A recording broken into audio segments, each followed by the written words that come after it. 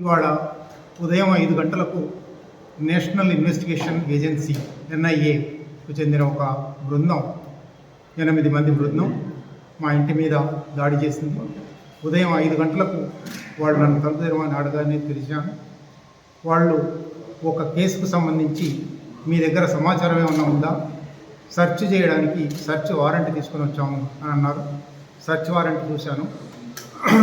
సంజయ్ దీపక్ రావు అనే ఒక వ్యక్తి అరెస్ట్ అయిన కేసులో నా దగ్గర సమాచారం ఉందని వాళ్ళకు తెలిసింది కాబట్టి అందుకోసం వచ్చాము అని అన్నారు.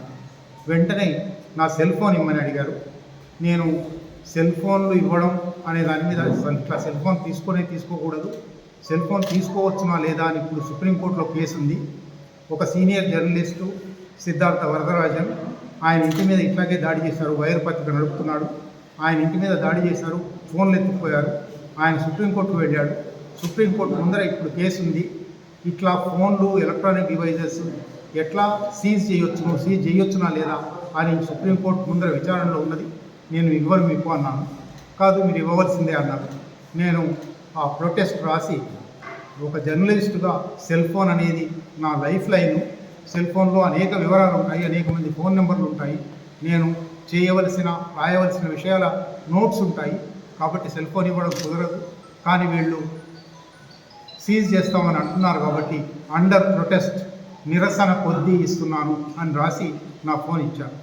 వాళ్ళు ఒక 2 గంటలు 3 గంటల పాటు ఇంట్లో పుస్తకాలన్నీ వెతికారు. నా దగ్గర రామాయణ భారతాల దగ్గర నుంచి మావోయిస్ట్ సాహిత్యం దాకా అంతా సాహిత్యం ఉంటుంది. నేను రచయితను, జర్నలిస్టును, 40 సంవత్సరాలుగా జర్నలిస్టుగా ఉన్నాను.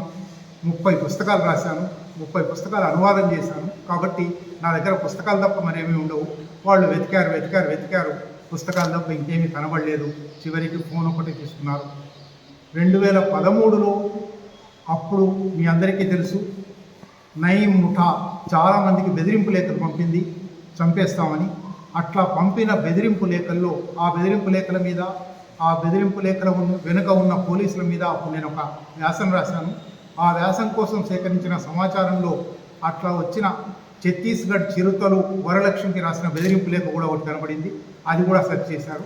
కాబట్టి మొత్తంగా నా ఇంట్లో నుంచి తీసుకుపోయినవి నా సెల్ ఫోన్ ఒకటి, ఆ హత్యా బెదిరింపు లేఖ, వరలక్ష్మికి వచ్చిన హత్యా బెదిరింపు లేఖ, దాని మీద నిజానికి పేపర్ కటింగ్ కూడా ఉంది. ఆ బెదిరింపు లేఖ మీద మేము ప్రెస్ కాన్ఫరెన్స్ పెట్టాము. ఆ ప్రెస్ కాన్ఫరెన్స్ వార్త కూడా దానికి పిన్ చేసి ఉంది. అది ఉంటేనే అర్థమవుతుంది అది ఫేక్ లెటర్ అని. అయినా అది కూడా తీసుకుపోయారు. ఇది వాళ్ళు తీసుకుపోయింది. అయితే వచ్చిన టీం గణేష్ బాబు అనే ఇన్వెస్టిగేషన్ ఆఫీసర్, సర్కిల్ ఇన్స్పెక్టర్, ఆయన చాలా మర్యాదగా ఉన్నాడు. వచ్చిన టీం అంతా మర్యాదగా ఉంది. కాబట్టి వాళ్ళు నా ఇంట్లో నా మీద దురుసుగా ప్రవర్తించారని చెప్పలేరు. కానీ అసలు మొత్తంగా పోలీస్ వ్యవస్థ, మొత్తంగా NIA ఎట్లా ఉన్నదో ఇది ఒక ఉదాహరణ. ఆ విషయాలు మాత్రం చెప్పాలి. నిజానికి ఈ కేసు సెప్టెంబర్ 15న హైదరాబాద్లో సింగపూర్ టౌన్షిప్లో ఒక వ్యక్తిని అరెస్ట్ చేశారు. ఆయన పేరు సంజయ్ దీపక్ రావు. ఆయన మావోయిస్ట్ పార్టీ కేంద్ర కమిటీ సభ్యుడు అని అన్నారు. ఆయన పేరు నేను మొదటిసారి వినడం, పత్రికల్లో వార్తలు వచ్చాయి. ఒక వారం తర్వాత ఆయనను అరెస్ట్ చేసిన కేసులో ఆయనకు నాకు సంబంధం ఉందని ఒక స్టేట్ పోలీసులు, తెలంగాణ రాష్ట్ర పోలీసులు ఒక కేసు తయారు చేశారు. సెప్టెంబర్ 15న ఆ FIR KPHP Kukatpally housing board police స్టేషన్లో నమోదైంది. సెప్టెంబర్ 15.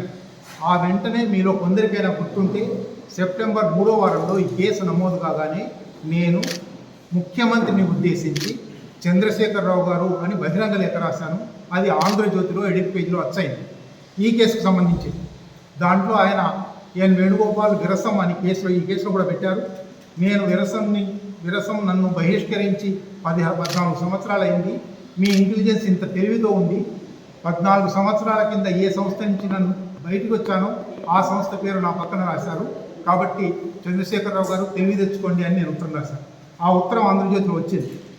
ఆ తర్వాత కూడా ప్రభుత్వం మారే సందర్భంలో నేను ప్రజాస్వామ్య పునరుద్ధరణ అంటే ఏమిటి, రేవంత్ రెడ్డి ప్రజాస్వామ్య పునరుద్ధరణ అని చాలా మాట్లాడుతున్నాడు, ఇటువంటి కేసులన్నీ ఎత్తేయాలి, ఇటువంటి అబద్ధపు కేసులు, దొంగ కేసులు ఎత్తేయాలి అని మళ్ళీ ఒక వ్యాసం రాశాను. అది కూడా ఆంధ్రజ్యోతిలో వచ్చాయి. అయినప్పటికీ కేసులు ఎత్తివేయలేదు KPHP వాళ్ళు.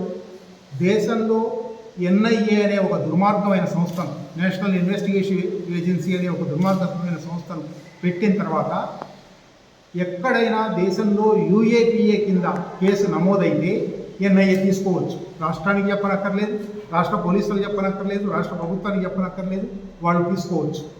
ఆ కారణం వల్లనే ఈ కొత్త ప్రభుత్వం రాగానే మేము ఈ కొత్త ప్రభుత్వం ముందర హరగోపాల్ గారు సుందర విజ్ఞాన కేంద్రంలో ఒక సభ కూడా జరిగింది. ఆ సభలో కూడా నేను మాట్లాడాను.